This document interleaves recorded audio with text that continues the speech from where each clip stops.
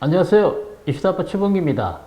최근 중국 청년층 사이에서 탕핑주의가 유행하고 있다고 합니다. 탕은 눕다, 핑은 평평하다는 뜻으로 탕핑은 바닥에 뻗어버린다는 의미입니다.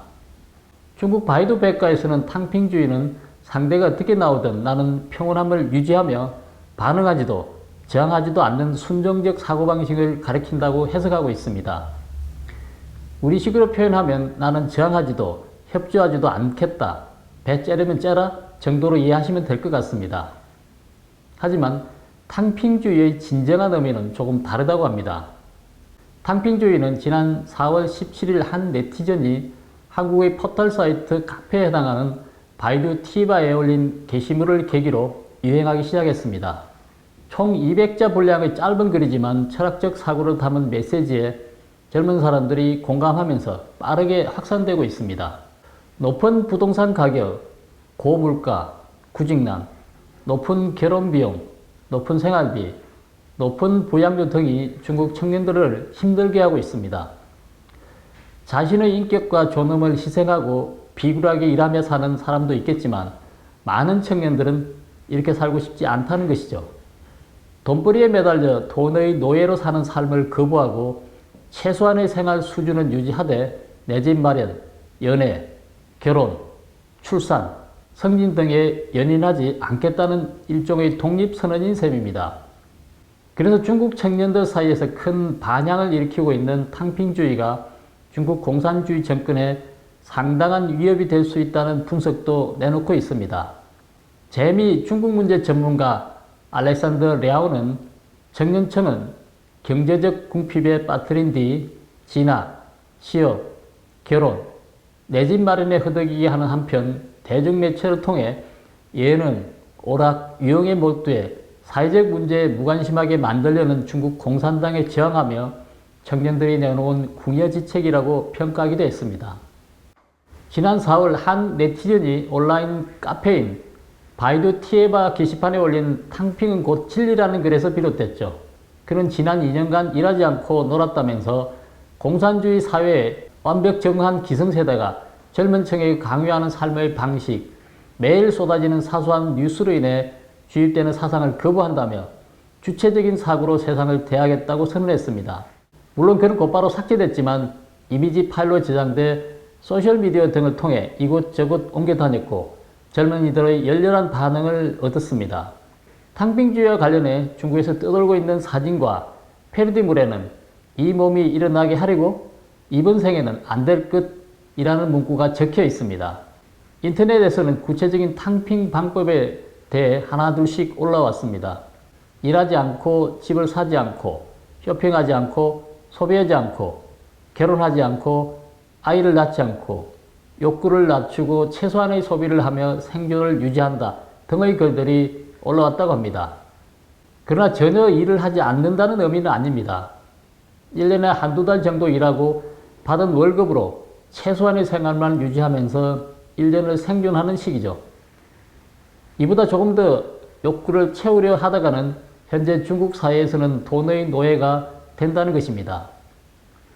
랴오 씨는 이를 자발적으로 욕구를 줄여 사회가 설치한 돈벌이의 굴레로부터 벗어나 안분취족하며 자신을 잃지 않는 삶을 추구하는 새로운 생활 방식이라고 봤습니다.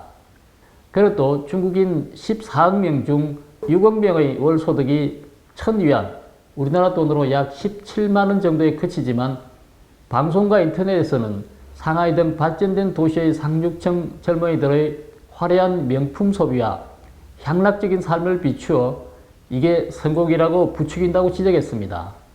이러한 상황에서 절망과 공허함을 맛본 젊은이들이 철학적 삶으로 맞서고 있다고 설명하고 있습니다. 지금까지 중국 청년들은 애국주의, 국수주의 선동에 가장 취약한 계층이었습니다. 인플루언서와 인터넷 여론 조작 부대인 일명 우마우당의 공작에 상당수 젊은이들은 때로는 반일, 때로는 혐한, 때로는 반미를 외치며 각종 보이콧 운동에 참여해왔습니다. 이런 가운데 타인에 대한 비난 대신 자신의 삶을 성찰하는 방식의 게시물이 등장하면서 많은 젊은이들의 심금을 울렸다는 게 랴오의 분석입니다. 한 네티즌은 소셜미디어에 중국에서 생존하기 위한 월 평균 비용을 계산해 높은 조회수를 기록하기도 했습니다. 이 네티즌은 생활이 아닌 생존이라는 용어를 사용했다고 합니다. 그녀는 도시에서 아르바이트를 하면 한 달에 월세, 교통비, 식대, 의료, 통신비 등 3,050위안, 약 53만 원이 드는데 만약 아무 일도 안 하고 지내면 810위안, 약 14만 8천 밖에 들지 않는다고 주장했습니다. 이 주장에 따르면 도시에서 아르바이트를 하면서 생활할 때 들어가는 금액의 4분의 1 수준입니다. 월 15만 원 정도만 있으면 일하지도 않고 생존할 수 있다는 것이죠. 중국 정부와 언론은 초기에는 타이르는 듯 어조로 대응했지만 점차 탕핑주의에 대한 경계 수위를 높여가고 있다고 합니다. 시사잡지 반을 담은 지난 4월호에 어린 시절을 학원에서 보내다가 성년이 된 996 세대, 여기서 996 세대는 오전 9시 출근해서 밤 9시 퇴근하며 주 6일 근무를 말합니다. 이들 996 세대가 언둔족이 됐다고 말하며 이는 개인의 게으름만 탓할 것이 아니라 사회, 가정, 학교 등의 복합적 결과라고 말했습니다. 관영 매체인 펑파이 역시 이러한 탕핑주의 유행이 하나의 사회 현상으로 굳어지면 저항하는 세력이 되고 안정적인 사회 구조를 위협하게 된다며 젊은 층이 선택한 생활 방식을 존중해 줘야 한다고 했습니다. 많은 전문가들도 관계 당국이 언둔족을 이해하고 격려해주며 스트레스를 덜어줘 스스로 생각을 바꾸도록 해야 한다고 조언하고 있죠. 그러나 탕핑주의 반항이 커짐에 따라 중국 정부의 태도는 갈수록 엄격해지고 있다고 합니다. 관영매체 광명일보는 탕핑족은 사회 발전에 도움이 안 된다. 현재 중국의 경제는 인구 고령화 문제에 직면했다. 발전을 위해서는 청년들의 창조적 기여가 필수적이라며 청년층에서 부유해지기 전에 아무 일도 안 하는 문제가 발생하고 있다고 지적했습니다. 신화통신은 더 강경한 어조로 탕핑족 비난 대열에 가세했습니다. 신화통신은 남방일보를 인용해서 스트레스 앞에 바로 들어눕는 탕핑 행위는 정당하지 않을 뿐만 아니라 수치스러운 일이라는 논평을 내놓았습니다. 일각에서는 중국 언론 매체를 관장하는 중국 공산당 중앙선전부가 탕핑주의 확산을 면밀하게 관찰하고 있으며 곧 어떤 식으로든 대응할 것이라고 예측하고 있습니다. 탕핑주의가 자연에 따르는 무의적인 삶을 주장한 도가의 가르침과 맞닿아 있다는 분석도 있습니다. 라오씨는 중국 공산당이 머지않아 탕핑을 정치적 학명으로 몰고 갈 가능성이 크다. 하지만 지금까지 나타난 탕핑은 정치적 행위라기보다는 스트레스를 피하기 위한 선택으로 보인다라고 분석하고 있습니다.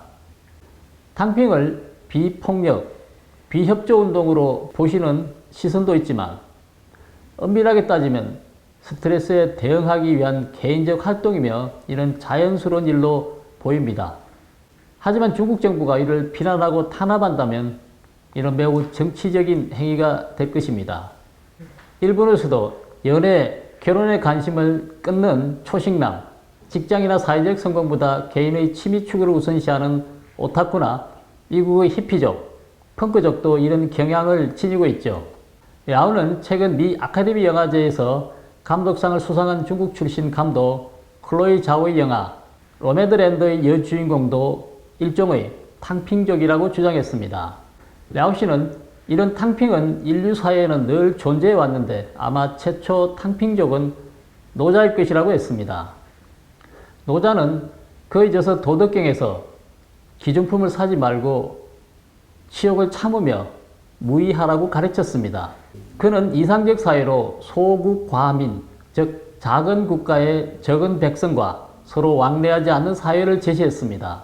랴오씨는 중국의 내부 경쟁이 극한으로 치달으면서 모든 영역에서 제로섬 게임 수준에 돌입했고 자원과 에너지가 발전이 아닌 성부 내기에 쓰이면서 전반적 효율은 오히려 줄어들고 있다고 지적했습니다.